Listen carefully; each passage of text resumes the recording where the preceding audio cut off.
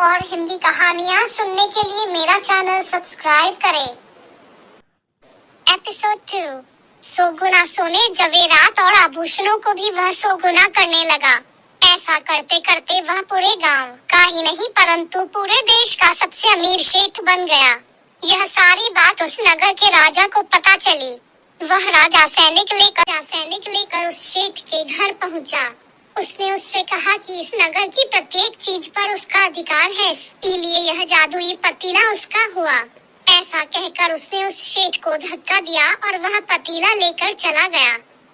वह राजा उन दोनों से बहुत ज्यादा लालची था। उसने अपना सारा खजाना 100 गुना कर दिया। उस 100 गुना खजाने को भी वह 100 गुना करने लगा। ऐसा करके वह दुनिया का सबसे अमीर राजा बन गया। एक दिन वो राजा उस पतीले के पास आया और सोचने लगा कि इस पतीले में जरूर कुछ होगा जो इसको जादुई बनाता है, क्योंकि यह पतीला दिखने में बहुत साधारण सा है। इसलिए वह उस पतीले के अंदर गया और उस पतीले में ढूंढने लगा।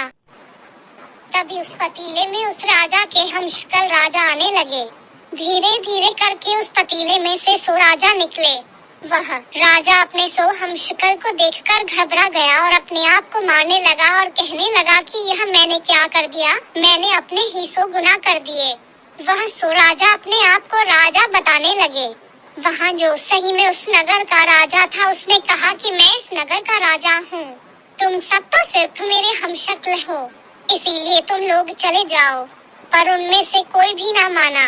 यह बात बहुत बढ़ गई। बात इतनी बढ़ गई कि सभी राजा बनने के लिए एक दूसरे से लड़ने लगे और अंत में उस नगर का राजा और उसके 100 हमशक्ल इस लड़ाई में मारे गए। सीख: ज्यादा लालच का परिणाम बहुत विनाशकारी होता है।